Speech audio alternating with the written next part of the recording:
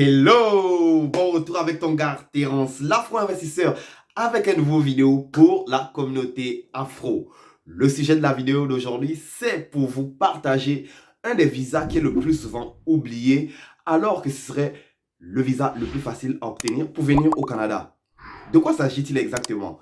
Quels sont les pour et les contre de ce visa? Sans trop tourner au vif du sujet, on va directement y plonger, parce qu'il y a quand même beaucoup d'informations à propos de ce visa-là, et tu vas voir. Ce serait peut-être la meilleure option que tu as pour immigrer en 2022.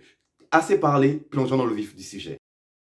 On sait déjà tous quels sont les visas les plus populaires. Le visa d'études, le visa de travailleur, le visa d'investisseur. Ça sont parmi les plus populaires.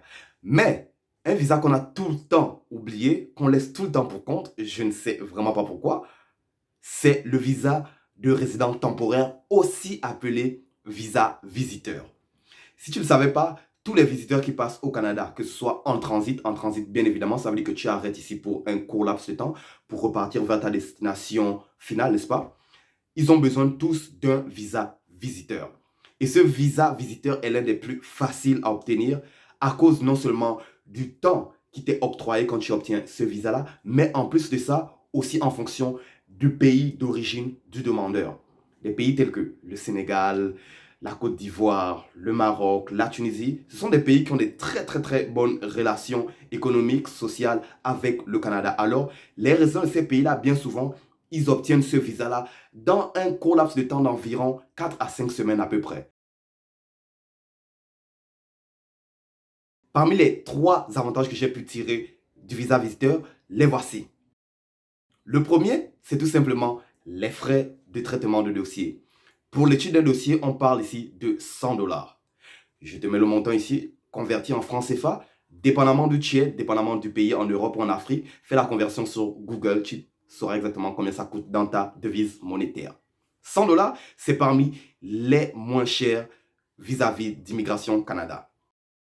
Le deuxième avantage, ça va être les courts délais de traitement. Oui, c'est vrai que ces délais de traitement-là vont varier en fonction du pays où tu fais ta demande. Certains pays à l'extérieur de l'Occident ont des meilleures relations amicales avec beaucoup de pays occidentaux, entre autres beaucoup de pays africains ont de bonnes relations avec le Canada. Alors, dépendamment des pays où tu vas faire ta demande, il se pourrait que tu puisses bénéficier de ces bonnes relations amicales-là pour obtenir ton visa visiteur plus rapide dans un délai de 3 à 5 semaines à peu près. Le troisième avantage, et je pense que c'est vraiment l'une des raisons pourquoi beaucoup de personnes oublient de regarder ce visa-là, c'est tout simplement parce qu'il t'offre 6 mois sur le sol canadien. C'est un avantage. Pourquoi? Parce que comparé aux autres visas, tu sais exactement déjà la durée du temps qui va t'être octroyée avant même de venir ici. Tu sais déjà que tu as au moins 6 mois comme départ, comme point de départ sur le sol canadien. 6 mois, c'est assez pour non seulement visiter plusieurs régions, plusieurs provinces, mais pour aussi comment dire, faire un bain dans la culture locale, découvrir quel genre d'emploi, secteur, quel genre d'école tu vas aller et tout.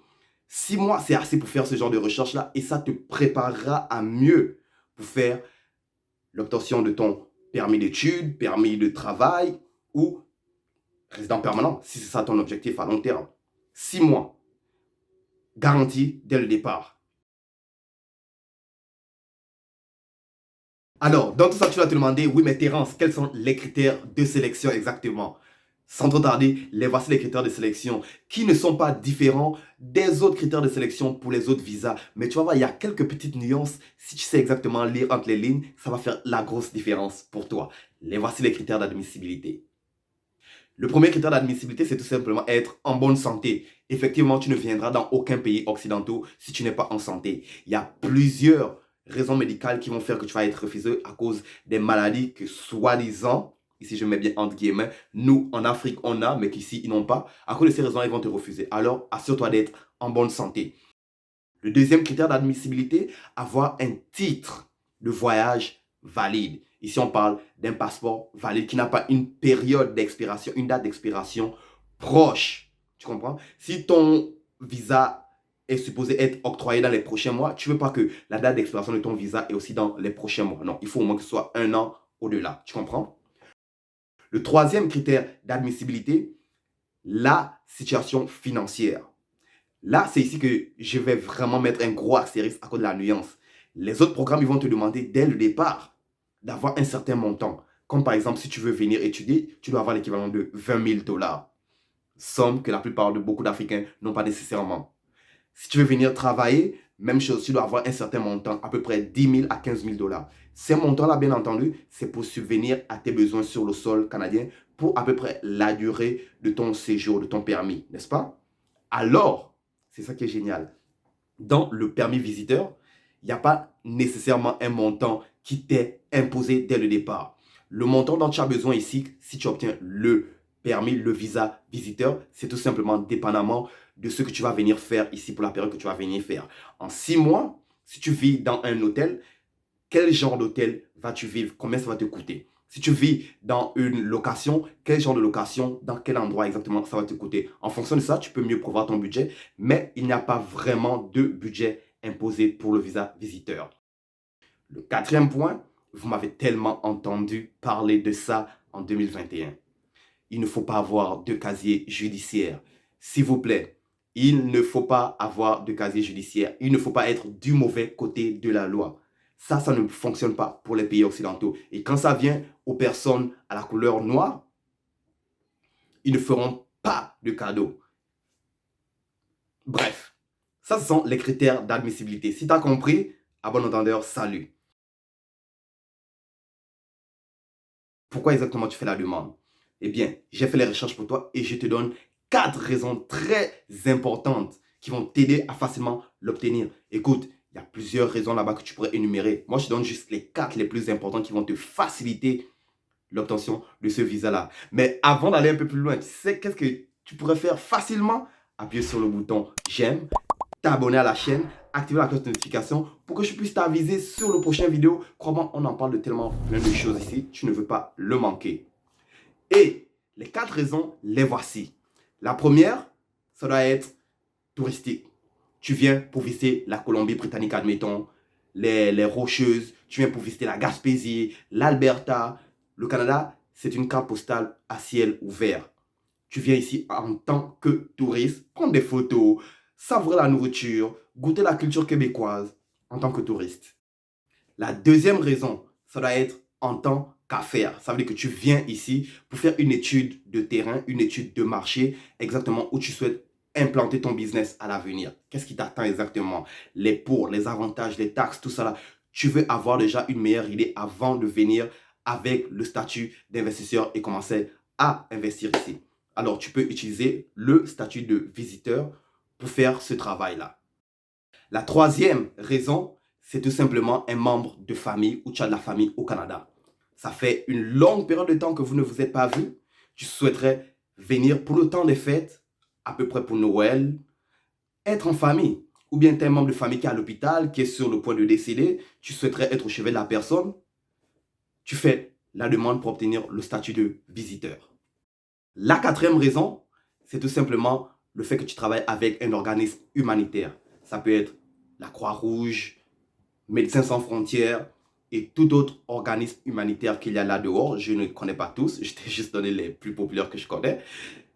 Si tu travailles avec eux, ça peut être une très bonne raison valable pour venir au Canada. Et ça, c'est peut-être l'une des meilleures parce que le Canada est connu comme, entre guillemets bien entendu, un pilier de la paix mondialement reconnu. Tu comprends? Ils aiment tellement faire les activités d'organismes humanitaires, aller ici aider le monde, aller ici donner la bouffe au monde, donner l'argent. Le Canada est reconnu là-dedans. Alors, ça pourrait être une très bonne opportunité pour toi pour facilement obtenir le statut de visiteur. Comme toute chose, il y a du bon et du négatif aussi vis-à-vis du visa visiteur. Les points négatifs, les voici. Le premier point négatif, tu ne peux obtenir ce visa-là qu'une seule fois. Ça veut dire que tu fais la demande, tu l'obtiens, c'est fini. Une seule fois. Le deuxième point négatif, 6 mois. Pas moins, pas plus. Tu ne peux obtenir le visa visiteur que pour 6 mois. Ça m'agace vraiment. Ça m'agace vraiment. Le troisième point négatif de ce visa visiteur-là, c'est tout simplement le fait que quand tu arrives à l'aéroport, l'agent de douane d'immigration, il a le pouvoir de t'accepter ou de te refuser. Ils s'en foutent de ce que tu as dépensé pour venir ici. Ils s'en foutent que tu sois en santé, que tu aies tous tes vaccins, que tu sois négatif pour le Covid, n'est-ce pas? Parce qu'on se rappelle, en ce moment, tu as besoin de ça pour venir au Canada ou dans n'importe quel pays occidental. Tu as besoin de faire l'épreuve, n'est-ce pas? Il s'en fout de tout ça. Il a le choix, il a le pouvoir de t'accepter ou de te refuser. Qu'est-ce que tu fais à ce moment-là? Bien évidemment, tu te demandes, ouais, mais pourquoi il va me refuser s'ils m'ont déjà donné le truc? Ils vont te refuser. Pourquoi? Parce que quand tu arrives à l'aéroport, dans chaque pays, toute personne qui a voyagé, vous le savez, ils vous donnent un petit questionnaire à remplir. Quand ils te font le questionnaire pour immigration, moi j'aime appeler ça un petit piège. Ils veulent savoir exactement, est-ce que les raisons que tu as données pour obtenir le visa visiteur sont les mêmes raisons une fois que tu es devant eux? Ils veulent s'assurer de ça. Alors, si tu as dit, je m'en viens pour voir la famille, mais devant eux, tu dis, oh ben je m'en viens visiter.